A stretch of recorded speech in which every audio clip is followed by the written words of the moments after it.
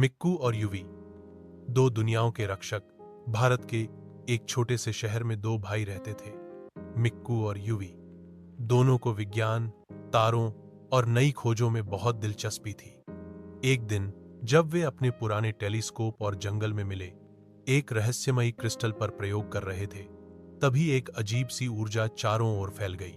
अचानक एक चमकदार टेलीपोर्ट पोर्टल खुला और मिक्कू, युवी उसमें खिंचकर एक अजनबी ग्रह पर पहुंच गए। ग्रह का नाम था जेरथॉन। जेरथॉन बहुत ही सुंदर लेकिन संकट में फंसा हुआ ग्रह था।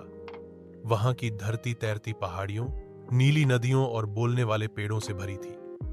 लेकिन इस अद्भुत दुनिया पर छाया था एक अंधकार दानव राजा सेरबस का राज, जो वहां के लोगों से उनकी रोशनी, खुशियां और शक्ति छीन रहा था। वहां के बुजुर्गों ने बताया कि एक पुरानी भविष्यवाणी है, दूसरी दुनिया से आए दो रक्षक ही इस ग्रह को बचा सकते हैं। मिक्कू और युवी वही रक्षक थे। जेरथॉन की आत्मा ने उन्हें अलौकिक शक्तियां दी। मिक्कू को मिली आग और गति की शक्ति, युवी को मिली बर्फ और मन की बात पढ़ने की शक्ति।